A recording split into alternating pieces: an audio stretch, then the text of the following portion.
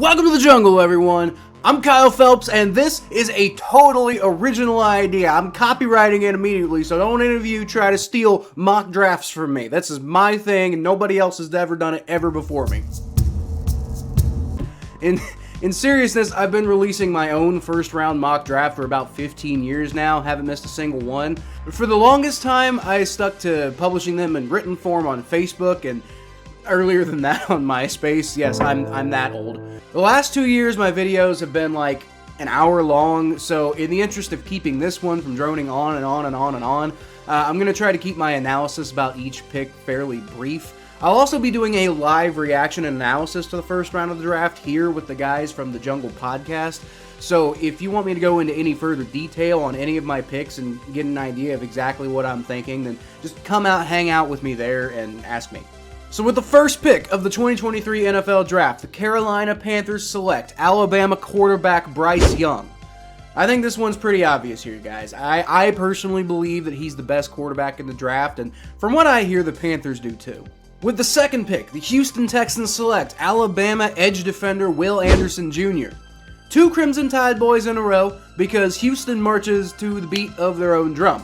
You think they need a quarterback, but they don't give a fuck. At pick 3, there's a really good chance that the Cardinals actually trade out of this pick, but as always, I'm not doing trades in this particular mock, so I've got them taking Oregon corner Christian Gonzalez. With the fourth pick, the Indianapolis Colts select Florida quarterback Anthony Richardson. I think his upside is higher than Stroud personally, and so I think the Colts are going to jump all over him here, leaving Stroud to be taken number 5 to the Seattle Seahawks.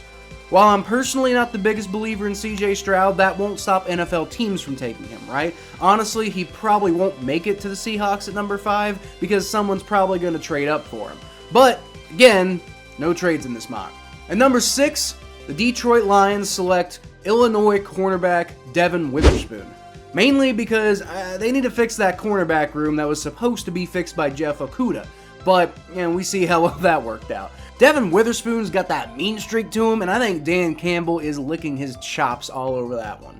At number 7, I really kind of wanted to give the Raiders a quarterback here from like a logical standpoint, but at the same time, I'm trying to predict what's actually going to happen here, and the Raiders are not a logical team. I think they trust Jimmy G more than they trust this quarterback class. So, I'm going to go ahead and have them take Texas Tech edge defender Tyree Wilson.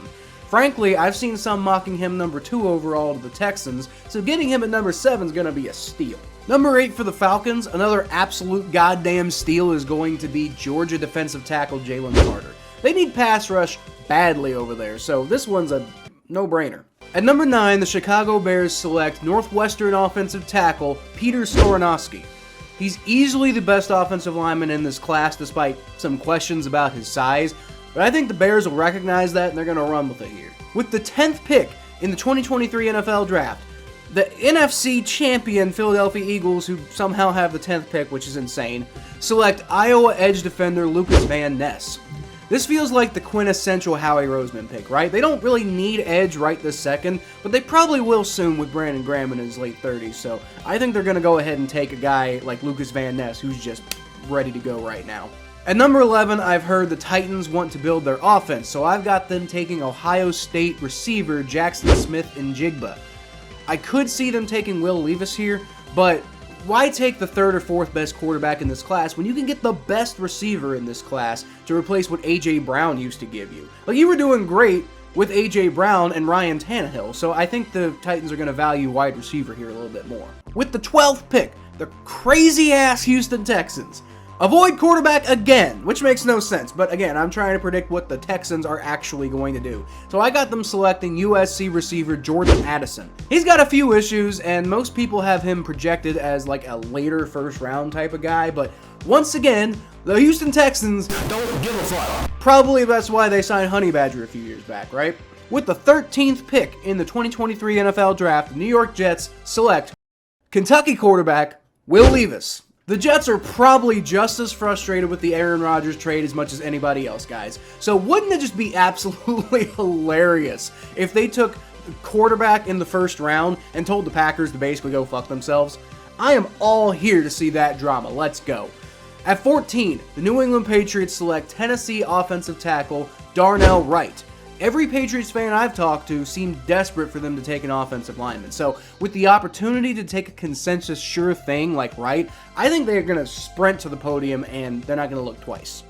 Actually, you know what? Fuck the Aaron Rodgers drama. I just want to see Bill Belichick like kind of waddle sprinting up to the podium in like a cheesy slow motion 80s style. Instead, we can replace that by giving Tom Grossi what he's secretly always wanted, and that's a wide receiver for the Packers in the first round. That's right, with the 15th pick, the Green Bay Packers select TCU wide receiver Quentin Johnston. And damn, this guy's good, y'all. Seriously, I don't know if he exactly fits the prototype of what the Packers look for in a receiver, but for his talent, I think they'll make an exception. With the 16th pick, which is expected to be the last ever under Dan Snyder, the Washington Commanders select Joey Porter Jr. Seems like a solid way to transition to a new era, right? They need cornerback help. Joey Porter Jr. is arguably the best available, and you got some of that famous name power behind him to revive some interest in a franchise that's been tainted by bad ownership over the past 2 decades. With the 17th pick, the Pittsburgh Steelers select Maryland cornerback Deonte Banks. I think the Steelers wanted to keep Joey Porter Jr. in the Pittsburgh family, but Washington kind of stole him out underneath them in the 11th hour. So that kind of reminds me, right, of when the Steelers were licking their chops over William Jackson in 2016 and panicked when the Bengals took him. I think Deonte Banks will be a better NFL cornerback than Artie Burns ever was, but it just feels like a very Steelers type of pick these days, right? The Detroit Lions are back on the board at number 18, and they select Utah tight end Dalton Kincaid. This guy has been shooting up draft boards lately because of his abilities as a receiving target, and I think the Lions are going to be very interested in filling the hole that they created by trading away TJ Hawkinson, which I don't know if that was the best move, guys, but, you know. With the 19th pick, the post-Brady Buccaneers select Ohio State offensive tackle Paris Johnson Jr. They're most likely going to be featuring Baker Mayfield or Kyle Trask at quarterback this year, and they're going to need protection for one of those guys. A line featuring Tristan Wirfs and Paris Johnson Jr., I mean, nobody is saying no to that, honestly. The Seattle Seahawks are back at the board at number 20 and select Georgia edge defender Nolan Smith. The Seahawks need edge, and from what I can tell, Nolan Smith seems to be their guy that everybody thinks they're targeting. He's small, but I think the Seattle Seahawks are okay with that.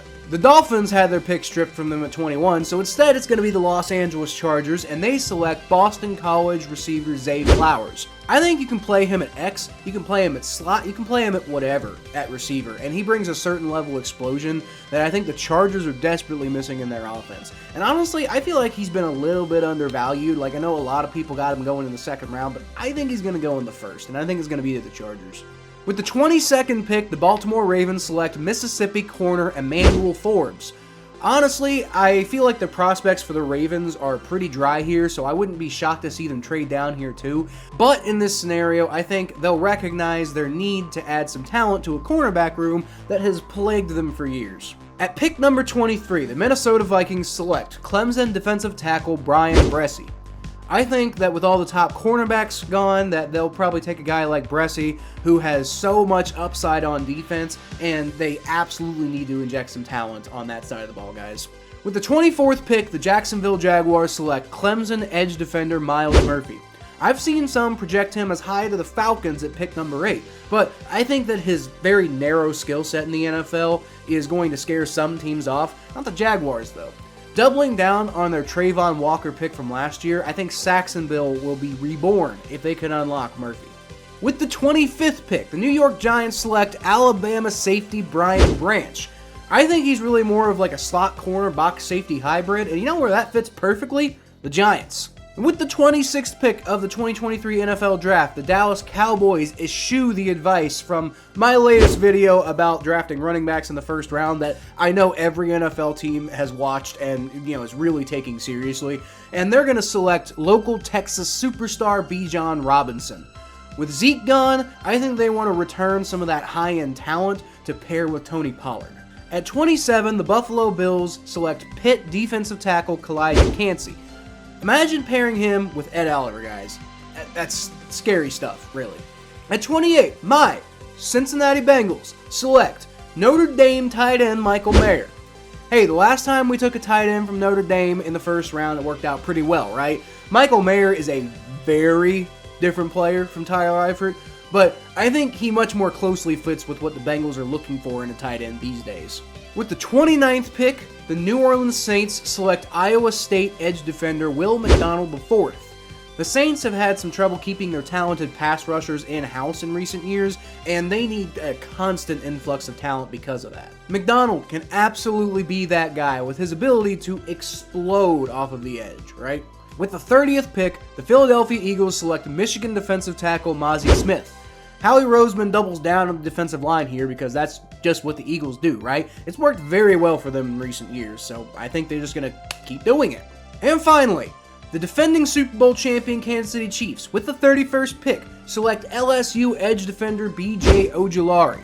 He's basically a clone of his brother Aziz from last year, and the Chiefs desperately need to replace Frank Clark. So there it is, everyone, my 2023 first round mock draft. I usually get about 8 to 10 picks right every year, which I think is pretty good, but I mean, I don't know, maybe it's not. I think I did the math one year, but I forget what it came out to. So anyway, I'm sure y'all are going to let me hear about your opinions, about my opinions. So make sure to do it in the comments below, and I'll feature the best ones in my next video, like this one from Rich G, who said, on my last video about taking a running back in the first round, which you should totally go check out after watching this one, 100% agree on the running back issue for the reasons you stated. Injury, liability, plus our offense will be pass first so long as we have Burrow. The Bengals are going to have to be creative with how they manage the payroll because most of what is earmarked for offense will be eaten up by Burrow, Chase, and Higgins. This means that the tight end and running back spots will have to be committees, which is totally fine and doable. And right, see, that was my whole point, Rich. I've got Bijan going in the first round in my mock because I think somebody is going to fall in love with his insane abilities and they're going to pull the trigger. But my whole point wasn't that it won't happen, it's just that it shouldn't. Right? The Bengals are a good example. Invest heavily in the game-changing positions and fill other spots, and then you can get a running back at a really good value, the other positions at a really good value, right? It's not that Bijan himself doesn't deserve to go in the first round. He's an extremely talented running back, but I just don't feel that it's the wisest investment for an NFL team. But until we see what really happens, y'all can always catch more of what I do at Kyle Phelps92 on Twitter, Facebook.com/ThePhelps, Butt Fumble Sports, the Battle of Ohio podcast on the Spot Pod Network, and right here if you subscribe. Thursday's the day, y'all. I'll leave y'all, as always, with a hoo-day!